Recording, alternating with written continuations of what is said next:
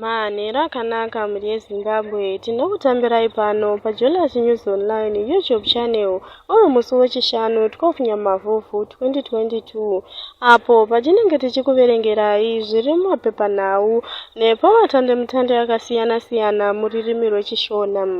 Pari zvino totanga nekukupai nhau inechekuita nebato reTriple-C. Mutauriri webato reTriple-C Fadzai Mahere anoti vanhu ngavasasautswa vachinzi sarudzo hadzishandi. Mutauriri weCitizen Coalition for Change Fadzai Mahere akurudzira vechidiki kuti vasateerere mashoko ekuti sarudzo hadzishande muZimbabwe asi vanyorese kuvhota musarudzo dza2023 dzisati dzaitwa. Achitaura panguva yesarudzo nguva pfupi yadarika, Mahere akapomera ZANU-PF mhosva yekuparadzira manyepo ekuti sarudzo hadzishande kuitira kuti vechidiki vasanyorese kuvhota. Topinda mune imwe nhau. Mutungamiriri webato reMRP anoti Chiwenga naMnangagwa vava kupengeswa nemweya yevanhu vavakauraya. Mutungamiriri webato reMutwakazi Republic Party vaMoyo vanoti mutevedzeri wemutungamiriri wenyika vaConstantino Chiwenga vanopenga kana vachiti ivo nemutungamiriri wenyika vaEmmerson Mnangagwa vane midzi kumaTebeleland. Vati vangadai vasina chekuita nekupondwa kwegurahundi pakuuraiwa kwevanhu vanodarika zviuru 20 kuMidlands nemaTebeleland nechikwata che5th Brigade chakadzidziswa neNorth Korea mushure mekuwana kuzvitonga kuzere. New Zimbabwe inotaura mashoko aMoyo ichiti mweya yevanhu vanodarika zviuru 40 yavakauraya panguva yegukurahundi yava kuita kuti vapenge. Topinda mune imwe nhau. VaChiwenga vanobhadhariswa 900,000 yemendenenzi kumukadzi akabva pamuviri nokuda kwokushaya rubatsiro pachipatara cheSally Mugabe. Gurukota rezveutano nekurerwa kwevana vaConstantino Chiwenga vanzi vabhadhare 900,000 yemendenenzi kumudzimai akabva pamuviri nepamusana pekushayiwa hanya kwevakuru veutano pachipatara cheSally Mugabe Central Hospital muna 2020. Amai Valerie Chibaya vachabatsirwa nesangano reWomen and Law in Southern Africa vakamangarira vaChiwenga avo vanove mutevedzeri wemutungamiriri wenyika. Topinda mune imwe nhau. Henrietta Rushwaya anocheneswa pamhosva yaari kupomerwa. Akafanobata chigaro chemukuru weZimbabwe Football Association, Henrietta Rushwaya anzi haana mhosva yekupa mari yechioko muhomwe nemutongi wedare remajistrate muHarare. Mutungamiriri weZimbabwe Miners Federation ari kupomerwa mhosva yekupa chioko muhomwe $5,000 kune mumwe mukuru wepanhandare yendege achida kupinza goridho rinokosha 330,000 zvisiri pamutemo. Tofambira mberi nenyau dzedu. Kambani yeInbucks inoti yagadzirira kudzoka. Inbucks kambani yesimbisa brands iyo yanga ichiita basa rekuendesa pamwe nekutumira mari yazivisa kuti iri kudzoka yakakura uye yakasimba. Izvi zvinotevera mutongo wakapiwa muna kubvumbi gore rino nagavhena webhenga guru renyika reReserve Bank of Zimbabwe vaJohn Mangudya vachiti Inbucks imere kushanda sekambani yekutumira mari nekuda kwekutadza kutevedzera mitemo yakatarwa. Muna imwe nhau inosuwisa. Eland Lodge iri kuGweru inotsva. Eland Lodge kuGweru yaimbova Elephant Lodge yemushakabvu muzvinabhisimusi wemuGweru uye Citizen Coalition for Change vaRodrick Mutsara yakapiswa musi wechitatu masikati nemoto wesango uyo wakaparadza midziyo inokosha zviuru nezviuru zvemadhora. Mutauriri wemapurisa kudunhu reMidlands Inspector Emmanuel Mahoko vaive vasingadayire nharembozha yavo apa vaive vachinzi vajekese nyaya iyi. Topinda mune imwe nhau inosuwisa zvikuru. Mwana ane makore 19 okuberekwa anouraya amai vake ndokunwa ropa ravo pamwe chete nekubika nyama yavo. Mwanakomana wechidiki wekubhindura akauraya amai vake ndokuvasveta ropa. Izvo zvakashamisa nharaunda yeTrojan Mine musi wechitatu.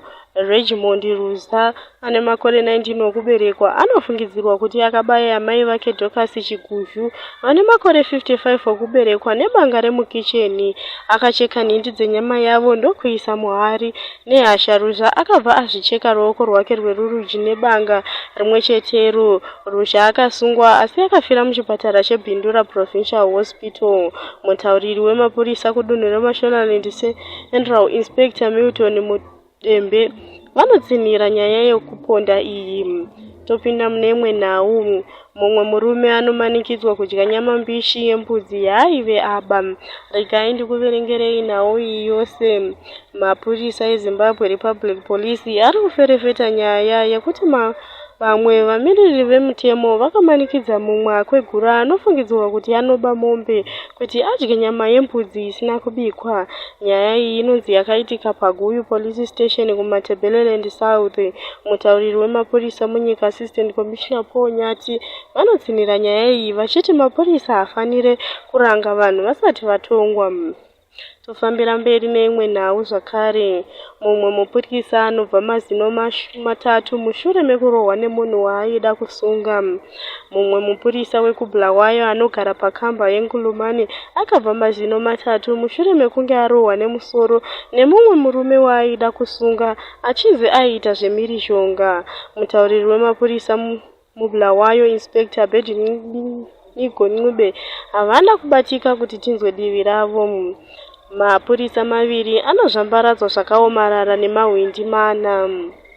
Regai ndipinde munhau iyi yose.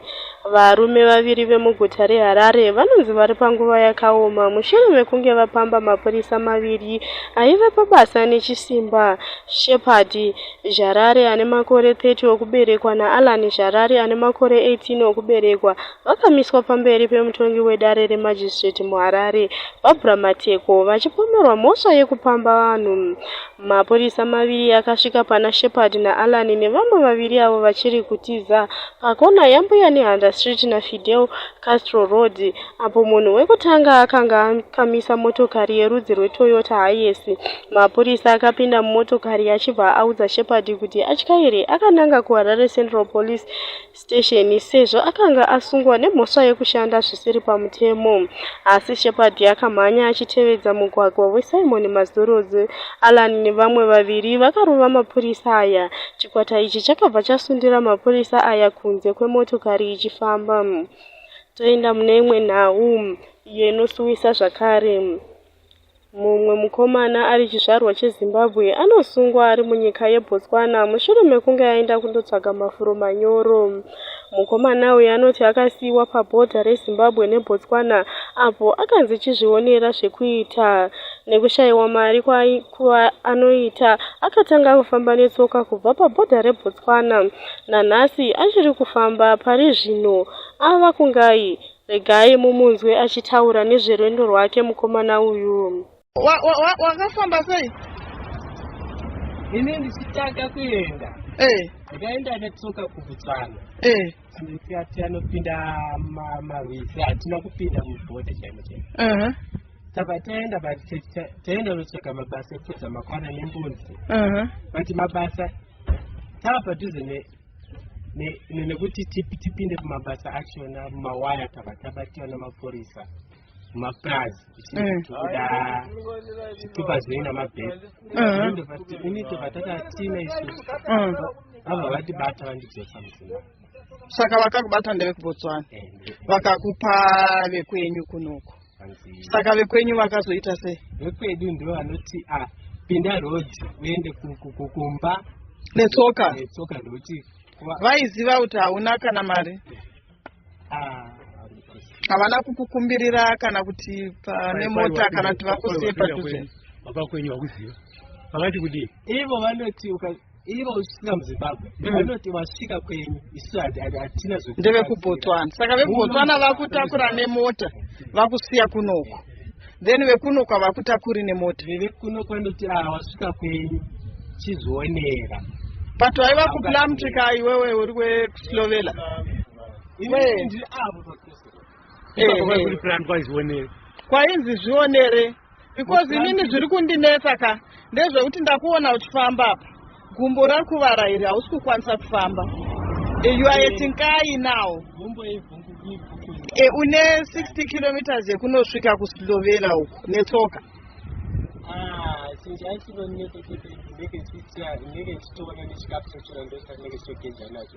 Kana chakawanda kufamba ndinofamba kubva makuseni kunorova 4 ndozorora. But kana chikafu chisipo ndinofamba kubva makuseni kana ruduka chiita madistance. Hey, so that's what you've been doing kuti uzosvika kuNkai. Uchibva kupira. Mwari atinzwiretsitsi. Apa ndichibva Lupani. Manje unyawo lolo ke gumbo iro. Ndikamira rinorwadza. Kana uchifamba rinovhuma. Chinoregera. Ndikagara nguva refu chinototi ndichitigara ipapo. Kusvika maybe kwanorova kana 3 nokuti ameno kuti inenge chigaya chii chinenge chitogaya mukati. Saka unokwanisa kuti uchiziva here kuti imari kubva kuNkai apa uchienda Crossroads. Tikupe mari ukwire. Ameno kuma $2 $3. Oh. Ndokumbira utsvage mota ukwire mota unoburuka ikoko. Chakupa mari yekufambisa. So sorry to hear that Mkoma. We know everybody is suffering, but mafambiro andaona uchiita nyika yese shuwa denga ingaripindi kana ari mararamiro atiri kuita. Zvirova zvamu ngokunyenhlangana lakho bakithi izilimo zinengi kuleli lizwe. Zvaunotaura ndizvo. But munhu anongozvitendera nemoyo wake kuti kandibatsire but vari kune vamwe vanokachiti bhiya dzimbavha. When iwewe wanga uchizama kutsvaga upenyu. Anenge achizama kutsvaga upenyu kuti aone kuti mune vanhu munyika ndikaona sekuti mune vanhu munyika. Sorry. Ndikagara pamba kuna sekunda mbuya chimuka mafuni chigeza mecho. But sekuru nambuya vakatarisira iwewe ndiwe waane simba ivo masimba apera. And hakuna kana welfare munyika. No sorry, handisi politician zvangu asi ndiri munhu. We all have a heart, so you get touched. Ndangoona step yako uchifamba kuti hauchakwanisi kufamba. Ini naitoti kuti maybe urikuenda kuchipatara kana padhuze apa. Ndikafunga kuti maybe tokutakura tokukanda ipapo. Uri kuti izvi zviri pagumbo ndezvemuchipatara? Zvoda vanhu vane mweya kana koma wanyanya kufamba. Izvo ibhilifu yedu sevanhu. But kutambura nekufamba nekushayiwa bhutsu chaiyo nekuti tasa bhutsu haisi yekufamba makilomita yawafamba riri kutokuvara ipapo bhonzo haisi simbika inyama. I'm sorry to hear that Mkoma. Wandibvumira kuti nditore video ndichazamawo kuti kune vamwe vanotori nenhamo yakafanana newe. Maybe even our government will see the video and try to have mercy on their people.